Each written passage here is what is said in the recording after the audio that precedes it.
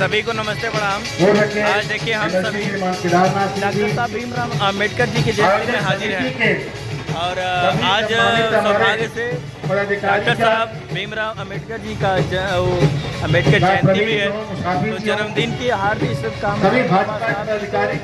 और हम सब देखिए कलाकार उपस्थित में राज भाई हमारे साथ हैं, बाबा साहब के चरणों में ओमकार भाई साथ हैं और भाई साथ हैं, बाबा साहब के भारत के विधायक जी लोग और मंत्री जी लोग उपस्थित हैं। समाज ये कचहरी बनारस में हो रहा है। भारत को ताकत बढ़ाने के लिए साज बाज से सारे कलाकार और सारे हमारे ताकतवर था।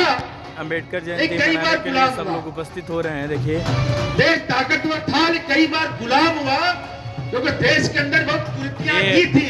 विधायक जी बोल रहे हैं जातिगत किसी का जन्म कहाँ होगा उसके बस में नहीं होता, और किसी का जन्म किसी परिवार में हो गया उससे परहेज करना, उससे दुराव करना, ये समाज की सबसे बड़ी कुरीतियां थी।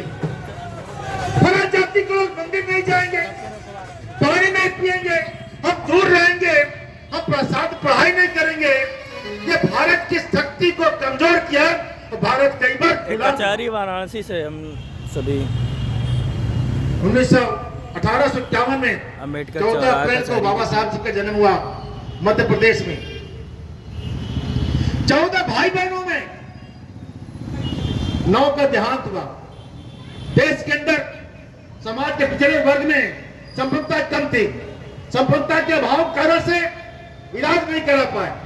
बाबा साहब पढ़ने की इच्छा थी, पढ़ने में अव्वल थे, लेकिन समाज में इतना छूट छाट था, भेदभाव था, समाज से स्कूलों में उनको पढ़ने से दूर रखा गया।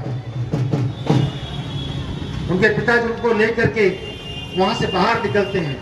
शहर के अंदर भी फला समाज के लोग हैं, इनको पढ़ाई नहीं कर सकते, इनको दूर रखा। संस्कृत पढ़ने का अधिकार नहीं है। ये समाज में कुरीतियां थी, और जब कुरीतियां थी इसी का लाभ लेकर के चाहे इस्लाम के लोग मुगल हमारे हमला किए, और चाहे गोरे आए हमारे पर हमला करके हमें गुलाम बनाए। हम जाति